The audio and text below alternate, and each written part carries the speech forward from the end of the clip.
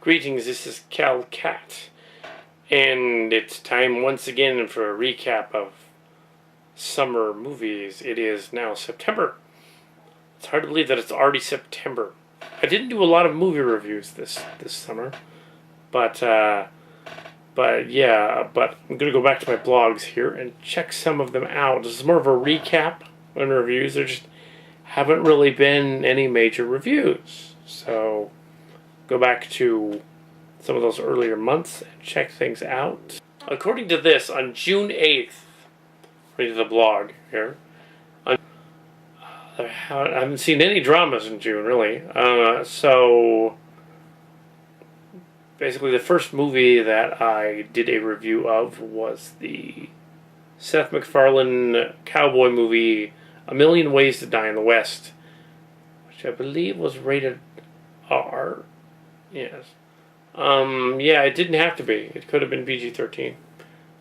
It really didn't. Usually I don't complain about swearing and all that stuff. The movie just didn't need it. It could have been PG-13. It was trying to be Blazing Saddles. It had some funny jokes, most of which were in the trailer. It was a unique movie, though. I think it had some good jokes here and there.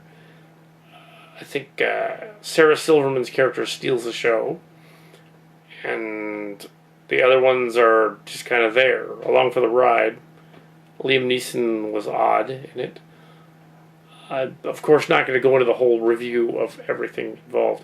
Seth MacFarlane's character was rather ineffectual, and it doesn't help that your lead is ineffective as a character. But there you go. There's Seth MacFarlane's movie, A Million Ways to Die in the West. And yeah, not particularly a great movie. Not a horrible movie, just kind of there. I did not see the worst comedies of the year this summer. I stayed away from them. Next we come to the Tom Cruise movie, Edge of Tomorrow, which was the Groundhog Day meets Halo movie. Where Tom Cruise plays a character who is essentially a video game type of guy. Literally, he's a character that gets killed and then reborn again each time, rebooted, like it's a video game. His character is a soldier who originally defects from an army that's attacking aliens, trying to defend against aliens that are attacking.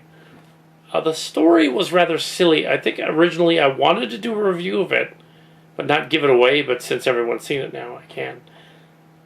The ending is ludicrous. It's like a Scientology commercial.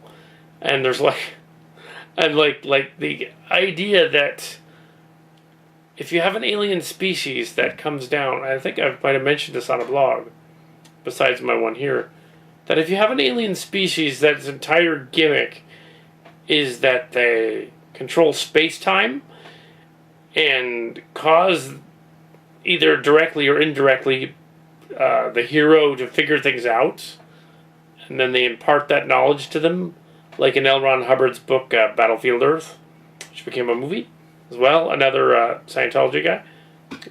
Cruise is a Scientology guy. John Travolta was a Scientology guy. That's what's going on. If you give an alien race the ability to tell the people that it's conquering, I'm going to give you instructions on how to defeat us. That's ridiculous. Why would an alien race do that? Doesn't make any sense. They wouldn't do that. So near the end of the movie, Tom Cruise figures it all out. It's like the aliens shouldn't have given him that brain power, because they essentially kill themselves. They just destroy themselves, or he figures it out. Well, it's a little more complicated in the story, because he doesn't really end them necessarily. He sort of does his own thing, but it's still the idea that the aliens impart knowledge onto him, or that he figures it out through their mental telepathy, is a really bad idea. To have their telepathy be that easily hacked, to have that happen, they would destroy themselves. So yeah, silly movie, but not a bad movie. It's a silly movie. want to rent a silly sci-fi movie and make fun of it later, video, go right ahead and do it. Let's see what we got next. Okay, I think I did a review somewhere other than the blog, but maybe not. This is a recap. The month of July came along, and I went to see a kid movie that was a cross between E.T. and Super 8 that was called Earth to Echo. This was essentially a premise of these youngster kids with cell phones who do a found footage movie. So it was a little bit of Paranormal Activity as well. They found a found footage movie where their cell phone cameras are amazingly detailed and highly pixelated, and they can see clearly the alien and everything. It's like, no, cell phone cameras are not that good. But anyway, they were in that movie.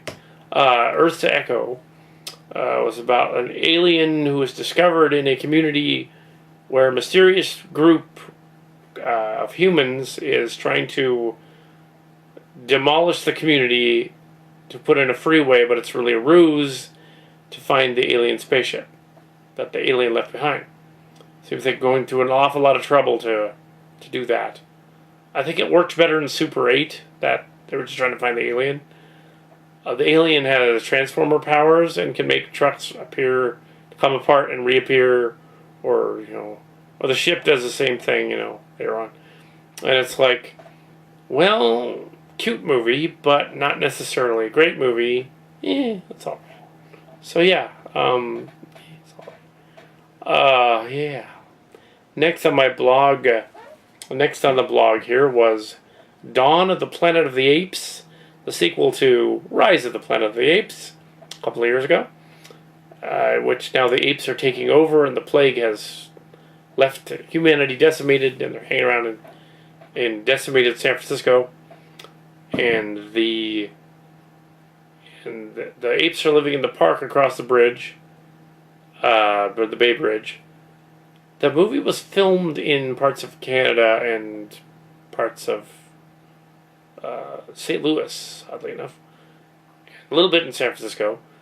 And they used this Canadian wilderness, and they made it look like this park in San Francisco that's across the Bay Bridge. Of course, most of the audience that isn't from the Bay Area wouldn't know, but that park is not that big that they could have. But oh well, the community doing what it was doing there. Also, there's no giant super tower in the middle of San Francisco. Yeah. Earthquakes, yeah. No Space Needle there. That's Seattle.